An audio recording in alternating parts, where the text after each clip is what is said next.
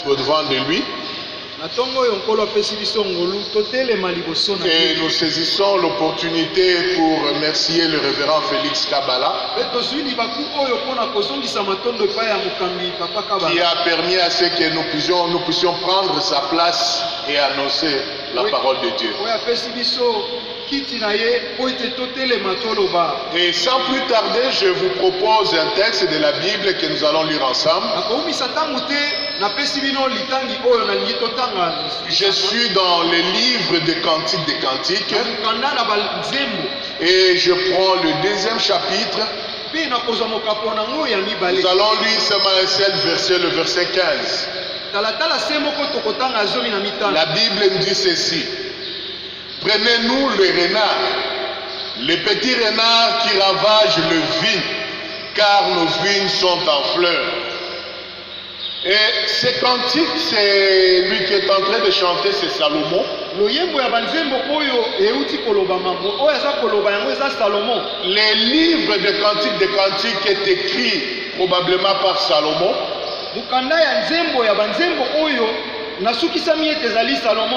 Car déjà au premier chapitre, le premier verset, on nous dit cantique de cantiques de Salomon.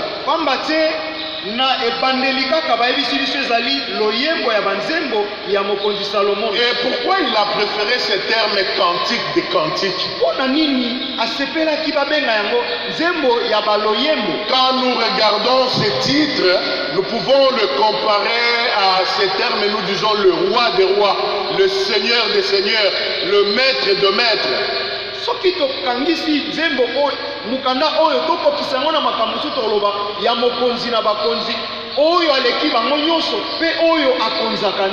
quand nous disons le roi des rois, c'est-à-dire c'est celui qui est élevé au-dessus de tous les rois. Quand nous disons le Dieu des dieux, c'est le Dieu qui est élevé au-dessus de tous les dieux faits par le même homme. Et quand nous parlons des cantiques des cantiques, c'est le meilleur des cantiques sélectionnés, le cantique de Salomon, le meilleur qu'on a sélectionné parmi les 1005 cantiques que Salomon avait écrits.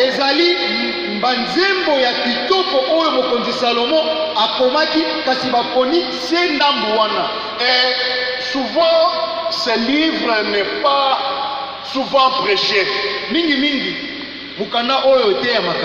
Et quand même vous lisez tous les livres de cantiques de cantiques, vous allez peut-être remarquer comme moi que le nom de Dieu n'est pas cité dans ce livre. Ce n'est pas l'unique livre de la Bible où le nom de Dieu n'est pas cité. Vous trouverez aussi les livres de Ruth, les livres d'Esther.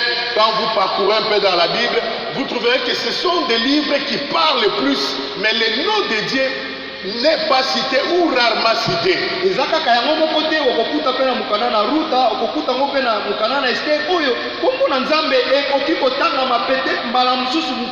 Mais par contre, quand vous entrez en profondeur de la Bible, vous remarquerez que ce sont des livres que les Juifs avaient choisis pour chanter ou pour réciter à chaque fois qu'ils avaient fête, surtout au moment de la Pâque.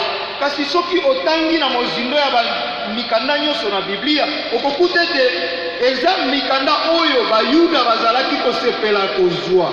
Kosala na yango tango bazali na milulu minene lokola ndakisa ya Pasika. Ils avaient sélectionné les livres des cantiques pour la profondeur de ces paroles poétiques qu'on trouvait dans ces livres. Basepelaki kozwa mukanda ya nzembo ya baloyembo oyo. Déjà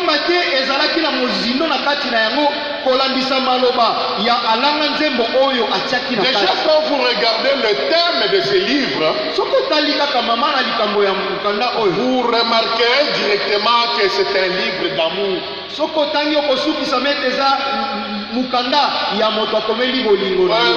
remarquerez là un homme en train de prononcer de belles paroles, des paroles poétiques envers une femme qu'il aime et qu'il est en train de conquérir dans son cœur. mukanda maloba ya kitoko pona mwasi na ye to pe oyo azali kolinga simba motema na ye ekoma mobimba ya ye. Et déjà là vous comprendrez que c'est un homme, Salomon, qui est en train de plaider, qui est en train de parler à une Sunamite, une femme qu'il est en train de conquérir.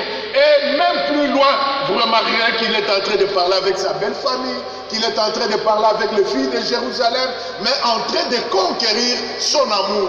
Okokutete ezali mokonzi Salomon azali kokomela bolingo na ye mwasi ya Sunamite oyo azali koluka abenda motema na ye elinga ye mobimba na kati na mukanda bokokuta azali kokoma maloba mosusu pona mabota ya babokilo na ye azali kokomela pona mobimba ya bolingo emonana. Bref, les livres des cantiques sont des paroles d'amour d'un homme envers une femme. Na mokuse mukanda ya loyembo ya banzembo oyo ezali maloba ya bolingo ya moto azali kokomela mwasi na ye. Et moi j'aime l'amour. Ngai nalingaka bolingo. J'aime la vie du couple. Nalingaka bomoi ya babalani. J'aime vivre dans une famille heureuse.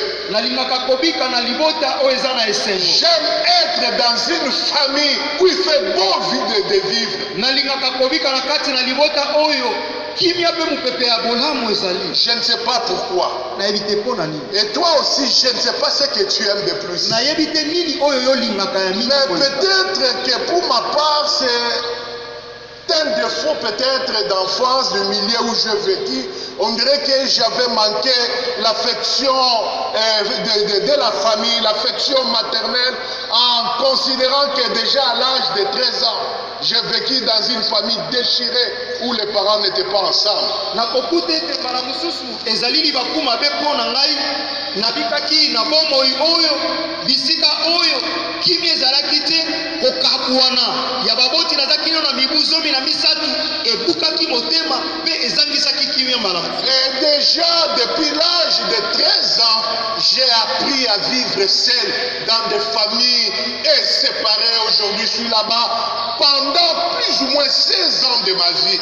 Nakati na simana mibu zomi na misatu nabikaki libota batunambo esika fulani bandeko mosusu esika pakala pe mibu zomi na sambo mobimba moto mobimba ezalaki se kosesengana pe kotelengana. Je n'ai pas vécu l'amour de mes parents, les voir ensemble, manger ensemble, parler avec des enfants. Ça m'a manqué dans ma vie. Nabikaki te bolingo oyo mulunge ya baboti bafandi na bana baza kosolola baza kokabola mateya bazali kopesa na toli nabikaki yango te na bomoi na nga. Et c'est peut-être ce qui me pousse beaucoup plus à être amoureux ou à aimer une vie de couple réussie. Ndembala mususu yango etindikaka ngai po ete nasepela na kobika libota oyo baza na esengo. Je disais que je vécu cette vie-là pendant plus ou moins 16 ans. Nayebisi bino ete nabiki mibu zomi na motoba mobimba ya bomoi wana. C'est au moins jusqu'à l'âge de 29 ans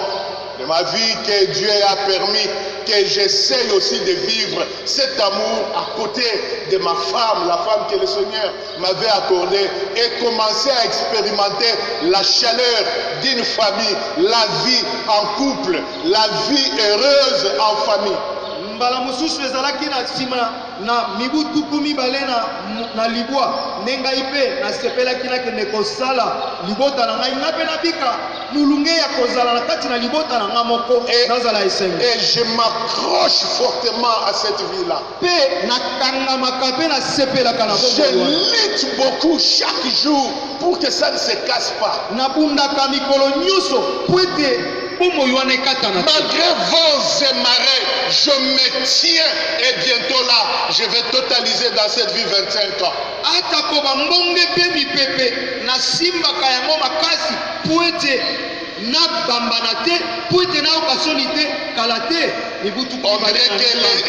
la vie du couple, le 25 ans du couple dépasse de loin les années où j'ai vécu comme un errant. kobika lisanga na kati na libala epesinga makasi na bosana tangu nyonso nazaki ya kosesengana na kotelengana. Alors je déteste les divorcés. Nde ngai na telemelaka bokabwana. Je déteste les divorces. Na telemelaka Je bokabwana. déteste une famille où il ne faut pas bon de vivre. Na telemelaka pe na sepelaka te na libota oyo yiki ezali na kati. Je n'aime pas voir les enfants qui se débrouillent pour grandir seuls. Na sepelaka te komona bana bazali kobunda na bango moko po bakola.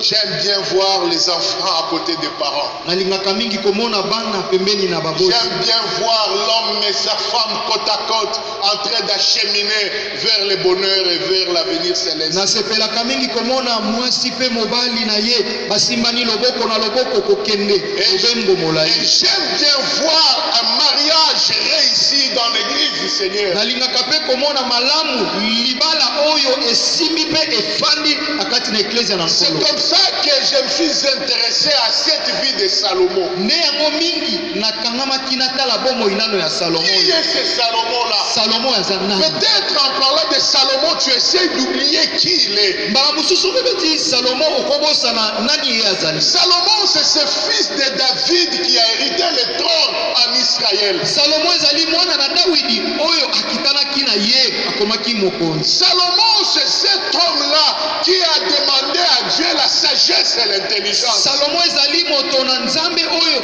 asengaki Nzambe bwanya pe mayele. Salomon est cet homme-là qui a été à côté de Dieu et qui a reçu la gloire en Israël. Salomo ezali moto oyo afandaki na mayele na Nzambe pe abikaki tembo na kati na Israël. Salomon est celui dont la renommée était répandue dans le monde entier et que tous les rois du monde venaient pour écouter sa sagesse. Salomo azali moto oyo kombo na ye panzanaki sango mokili mobimba bakonzi nyonso ya mokili babandaki koya epai na ye mpona koyoka bwanya. Salomon, c'est celui qui pouvait dire à son cœur, réjouis-toi, à ses oreilles, écoute tout ce que tu veux écouter. Salomo azali mokonzi oyo akokaki koyebisa motema na ye sepela mpe matoi na ngai yoka maloba ya malamu.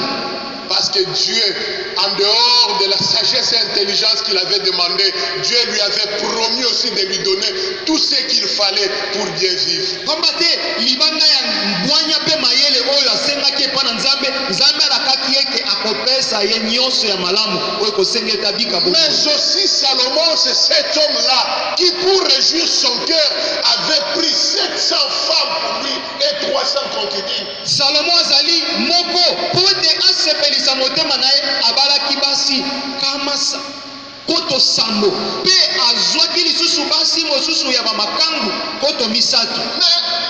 C'est ce qui m'intéresse beaucoup plus, ou ce qui m'étonne, c'est quand Salomon crie ou quand Salomon pleure devant une femme.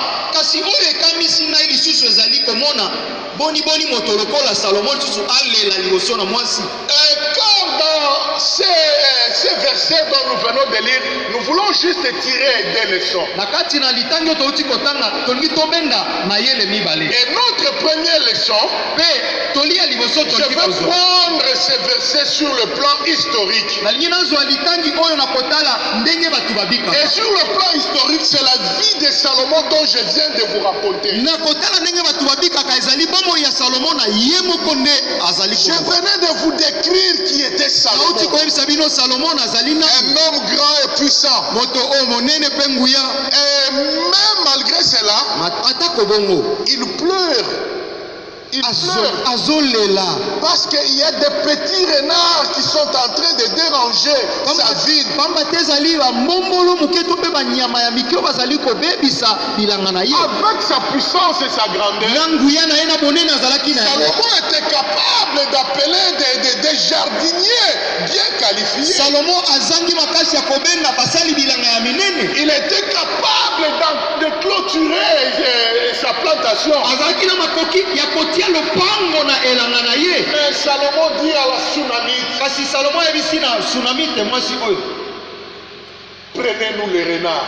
kangela biso bambombolo oyo. Les petits renards. Il précise, alobi koiza baza bambombolo ya mike. il précise les petits renards. asukisi batie mokolo to mbombolo ya mike. Je ne sais pas si vous vous imaginez aussi un renard. nayebi mpe soki bino mpe boyebi bambombolo. Ce n'est pas un lion. aza lokola nkosi Ce n'est pas l'ours. azali nkosi te. Ce n'est pas un grand gibier. azali lokola éléphant te. C'est un petit animal. azali mwa nyama moke. Quand même on récite les corbeaux et les renards. atako babengaka balobaka kombe na mbombolo. Les corbeaux semblent être plus grands que le renard. okokanisa ete kombe azali monene koleka ngombolo. C'est un petit animal. azali mokie. Mais cet animal-là pénètre dans le jardin. kasi ntango akoti na elanga Il ravage la vigne. abebisi Il bilanga nyonso. détruit la plantation. abebisi vigno Il nyonso. empêche que la vigne ne donne pas de fruits. abekisi elanga ebota mbuku. Et là, Salomon pleure. wana salomo nakomi Là, kolela. Salomon est en train de se salomo lamenter. akomi Là, komilela.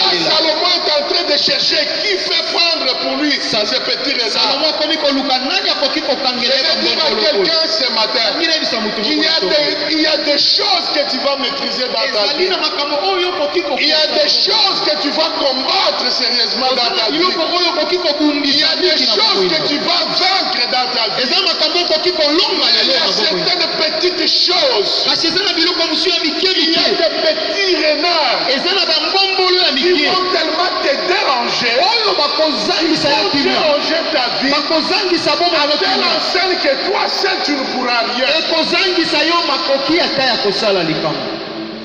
Que pouvait faire la tsunamite? mwasi na tsunamite akokaki kosala nini? Que pouvait faire la tsunamite? mwasi na tsunamite akokaki Mais kosala nini? Salomon remarque qu'il aime bien la tsunamite. kasi salomo asukisami ete alingi Il mwasi veut wana. aller vers la tsunamite. alingi akende epai na ye. Mais entre lui et la tsunamite, kasi kati na ye na mwasi na tsunamite il y a des petits renards.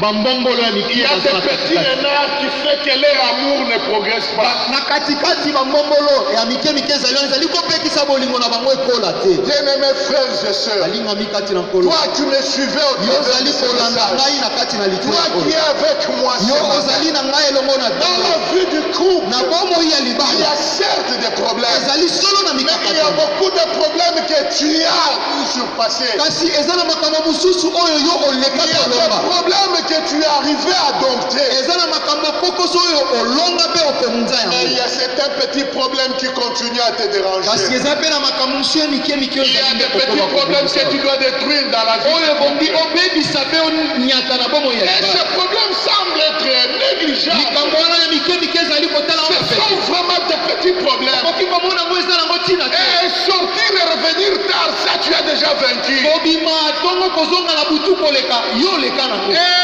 être infidèle, ça tu as déjà vaincu. kobima libanda kosala makambo mosoto libanda olonga makambo Rester wana. ivrogne à l'extérieur, ça tu as déjà maîtrisé. kolangwa okokaka susu po olangwa te. Et beaucoup de choses tu as maîtrisé. ebele olonga ya Mais mabe. il y a des petites choses comme la négligence. kasi ya mike oyo otalaka pamba. La négligence est un petit renard. oyo babengi osaboli eloko Un wana petit eza renard pamba. qui est en train de ravager ton âme. ezali boko na mbombolo oyo ozali kolia libota La na yo. négligence dans les couples. kozangisa ntina na Vous kati vous na libota. imaginez qu'on se réveille le matin botalisi na bolamuki na ntongo et le soir quand on revient pour dormir, na pokwa ntango ozongi mpo olala on retrouve le lit tel qu'on l'avait laissé le matin. okuti mbeto se ndenge oyo otikaki na ntongo.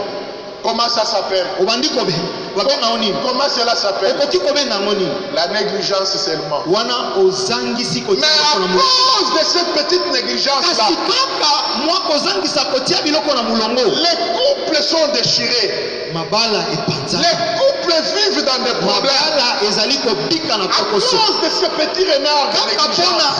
mwa mbombolo moke oyo Il y a akozangisa un kotia autre biloko na mulongo. renard qui dérange nos mbombolo couples. mosusu ya moke ezali kobebisa mabala. La saleté. bosoto. La saleté. bosoto. Quand on ne sait pas soigner la maison. soki oyebi kolengela Quand on peut bien balayer la maison. soki okoki kokombola malamu. Mais on ne sait même pas essuyer la tasse. On ne sait pas essuyer les verres. On ne sait rien faire dans la oyebi te maison. ndenge na kopangusa mesa oyebi ndenge kopangusa bakopo te. Tu as bien torchonné. okolobi malamu. Tu as arrangé les chaises. obongisi Mais qu'est-ce qui t'a empêché de pousseter un peu la poussière kasi qui est nini dans ezangi l'esprit? olongola Et quand ton mari vient avec ses amis, il peut dessiner sur la table. Il peut écrire son nom. Ça s'appelle saleté. Et ce sont des petits renards qui ravagent la vie du couple. Comment tu peux te réveiller le matin? Comment tu peux te réveiller le matin? Commencer à parler. Commence à parler de la politique. On a arrêté. On a mis cela. Il y a eu ça. Tu traverses même la rue. Sans brosser ta bouche. Sans nettoyer ton visage. Et des fois tu veux t'endormir avec de mauvaises haleines. Et tu penses que c'est bien pour le coup, la vie du couple. Ça s'appelle saleté. Il y a la manque d'attention.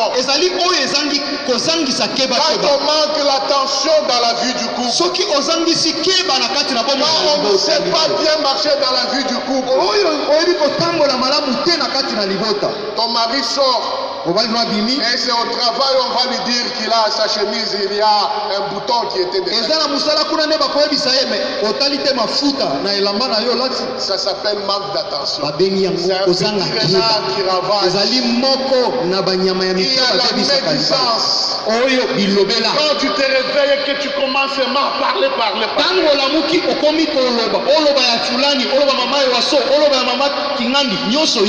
Bien-aimé, il y a aussi le mensonge. Pas les grands mensonges. Tu n'as pas besoin de mentir pour avoir beaucoup d'argent. Mais c'est juste quand on te pose la question le soir. As-tu fait ce qu'on s'était convenu le matin? Alors que tu n'avais pas fait. Mais parce que tu veux t'échapper. Oui, j'avais fait. Et quelques minutes après, on retrouve que tu ne l'avais pas fait. Ça s'appelle mensonge. C'est un petit renard. Et nous devons pleurer comme Salomon. Attrape-nous ces renards. Attrape-nous les petits renards. Les petits renards viennent pour gâcher la vie. Pour déranger la vie. Les petits renards ont causé la mort dans la vie du couple. Les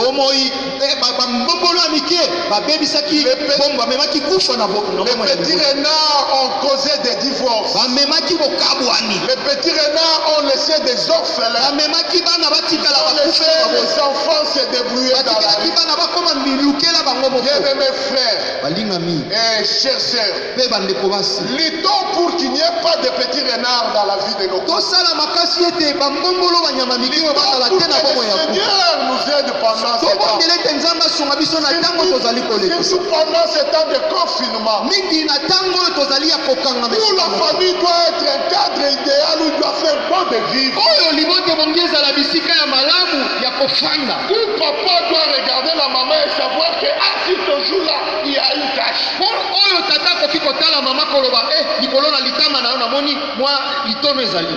Ce n'est pas le moment où on doit se chamailler. Ce n'est pas le moment où on doit commencer à se disputer dans la maison. Ce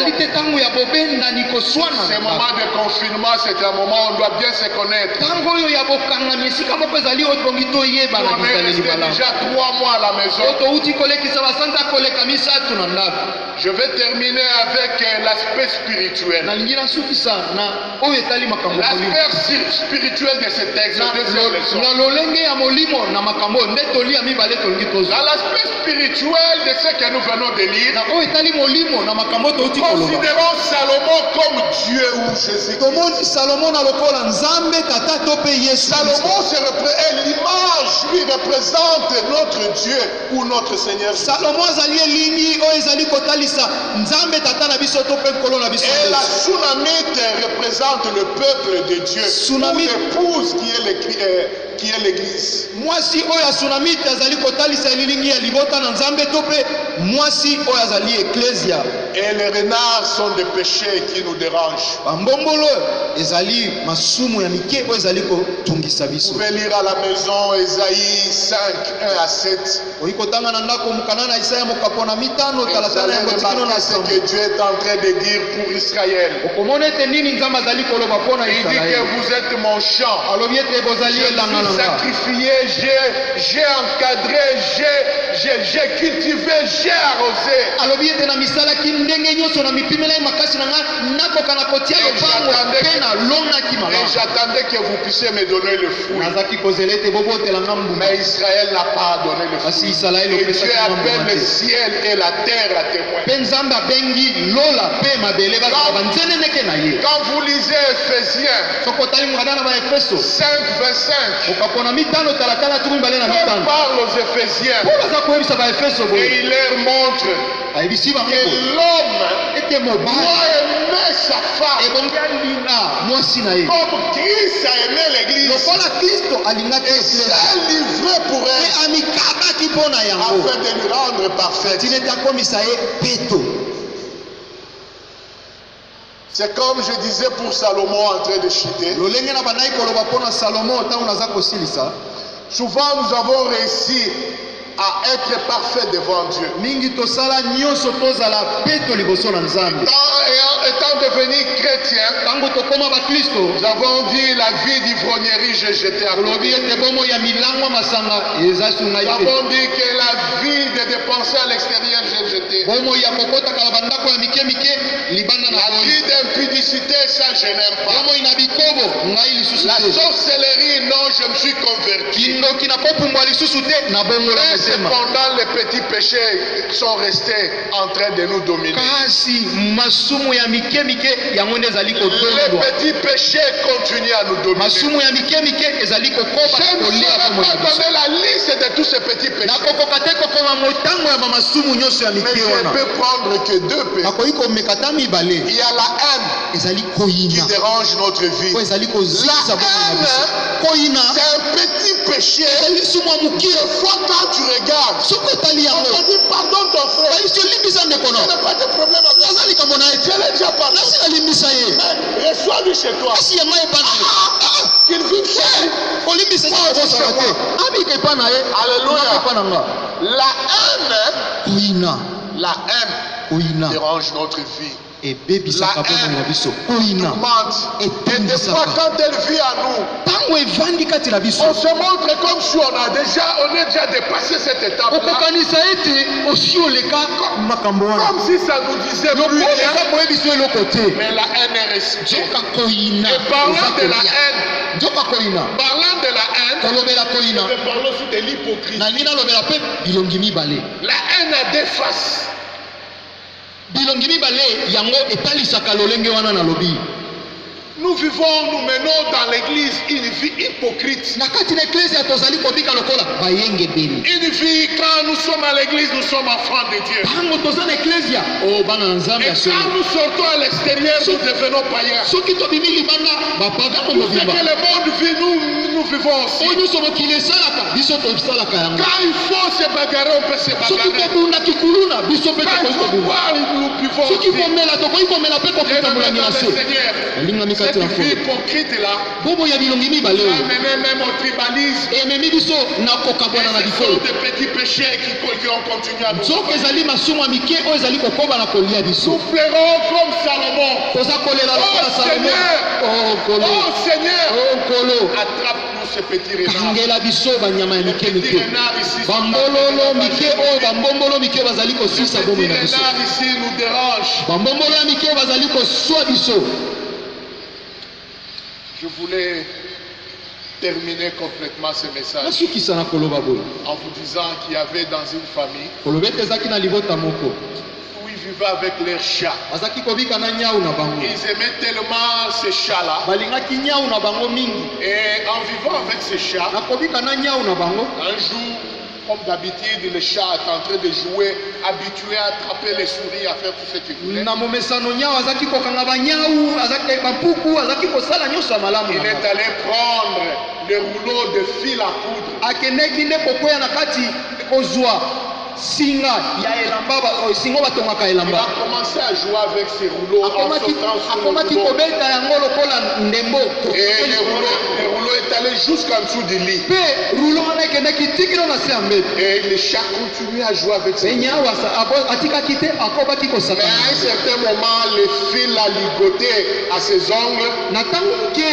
ntango moko boye basinga ekomi kofungwama kokanga ye na Et il manzaka prenait ça pour de la blague. akomaki kozwa lokola mwesana Il continuait à rouler. akomaki ne Et le kosakana fil le ligotait. ntango yaza kokoba kosokana nango mpe singa yango ezokanga Jusqu'au ye moment où le chat ne pouvait plus exercer ses mouvements. tikino ntango oyo nyau akokaki su te kosakana Il a pleuré, il a pleuré. aleli mongongo ekauki azali na se ya mbeto mpona 2-3 koleka jours après, nsima mikolo mibale la maison a misato commencé à sentir qu'il y avait l'odeur. ndako ekomi On kolumba a solo cherché le chat, on l'a pas vu. baluki nyau Et azomonana quand on voulait balayer, on a trouvé le chat ntango mort. balingi bakombola na se na mbeto Et en bakuti nyau na cherchant se pourquoi le chat est mort, baluki lolenge nini nyau akufi on a trouvé qu'il était ligoté. Il était ligoté, tous ses pattes étaient ligotées par ses petits fils. bakuti kaka ete basinga nde ekangaki ye ya mike mike On ekangaki ye a na maboko. compris que c'était un petit fil. bakuti ete eza yango basinga Mais mike ce fil-là l'a ligoté. ekokaki kokatana na Pourquoi? Parce que basekangi quand tu joues avec ce petit fil-là, ozali kosakana na le mwasi na petit moki fil devient grand. singa ya Et moke il ekomaka finit par monene te mpe maîtriser. ekokoba na konyata Voilà yo comment le petit renard peut te maîtriser. tala lolenge nini mbombola moke ekoki Voilà comment le petit fil a maîtrisé le tala chat. ndenge nini basinga mike Ne ekaki continuez pas à jouer avec ces petits péchés. kokoba te na kosakana na Ces lisumu petits moke péchés wana vont t'amener à la mort. lisumu moke wana ekomema wana Ces kufa petits péchés vont te séparer de Dieu. lisumu moke wana ekokabola Ces wana bima na petits nzambe péchés vont t'écrouler. lisumu moke wana ekolalisa oyo lipongi ya libela Que le Seigneur bénisse sa parole. nzambe apambola liloba Et na qu'il ye te bénisse toi qui l'as écouté. apambola mpe oyo oyoki Et yango là où nous sommes, esika tozali nous devons prendre conscience. ebongi mayele En na biso ya jouant avec mokoya le petit péché, na kokeba kosakana na ça masumu va ya nous mike amener mike à la mort et à ekomema nous biso na séparer de Dieu. kufa mpe kokabola biso na nzambe Nous pouvons nous incliner dans la prière là où tu es. tokoki kokumba mitu na biso bisika Et nous tozwami invitons notre pasteur, il va mpe prier. tobengi nde mokambi na biso aya kobondela Amen.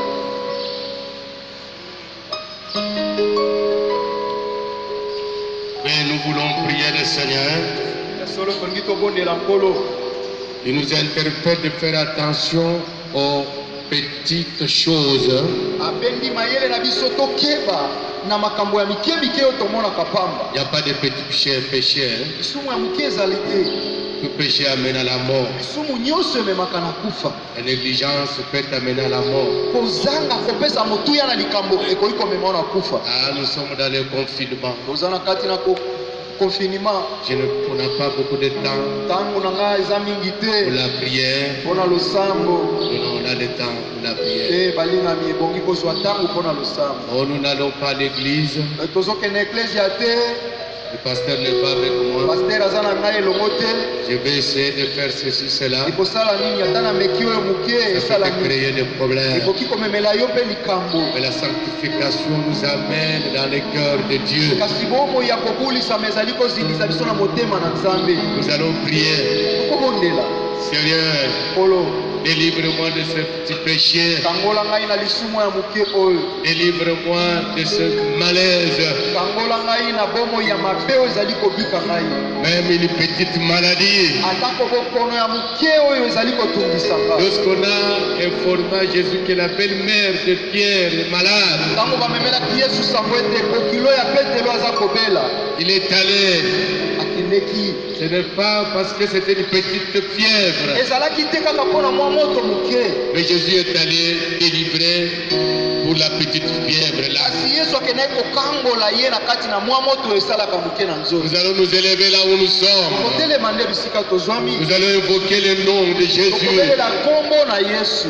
Invoque le Seigneur. belela nkolo Confesse-lui ce petit péché-là. tola ye tatola ye mpe tubela lisumu nyonso Présente-lui ce petit problème. talisa ye mwa likambo ya moke ozali komona moke Présente-lui ce petit défaut. talisa ye mwa litono moke oyo ezali komona na Tu moke as l'habitude de mentir un peu. omesani kokosa ya moke Mais ça va t'amener à de grandes des grands mensonges. kasi ekomema yo na kati na lokuta monene ekokangisa yo. Invoquons le Seigneur. Bele likolo Dites-lui de te délivrer, yebisa ye kangola ngai de te pardonner. limbisanga. Tu as un cœur qui ne donne pas. oza na motema oyo ekabaka te. Des petites choses tu n'arrives pas à donner à Makambo Dieu. mike okoki te kokabela nzambe. Alors invoque le nom de Dieu. belela kombo na nzambe. Prions le Seigneur. belela nkolo Éternel Dieu des armées, yawe na mapinga nyonso. toi qui es Dieu tout-puissant, ozali nzambe na nguya nyonso. tu vois le petit renard dans le cœur de mon frère et ma ozomona soeur, makombolo ya mike na mitema ya bandeko na nga basi mpe babala. même dans la vie conjugale. atako na kati na bongo ya babala. Éternel, ngolo étends ta main pour délivrer. sembola loboko no mpona kokangola. Ta puissance est grandement infinie. nguya na yo ezangi suka. Répands ta puissance sopa nguya na yo. pour délivrer tes enfants de petites kokangola bana maladies. na yo na bokono nyonso ezali kokanga. Seigneur, nkolo que le Saint-Esprit entre dans le fond du cœur molimo santu akota na mozimo ya mitema pour manifester ta sanctification. mpona kotalisa bongo ino ya kobulisama. Père de gloire, tata na nkembe merci parce que tu es Dieu. matondo pamba te ozali nzambe. Ta bonté est éternelle. bolamu na yo ezali ya suka. Ton amour agit. bolingo na yo ezali kosala. Délivre ton peuple. kangola libota na yo. Bénis ton peuple. pambola libota na yo. Au nom de Jésus. na kombo na yesu Amen. amen. Acclamons pour le Seigneur tobeteli Jésus-Christ. nkolo yesu maboko.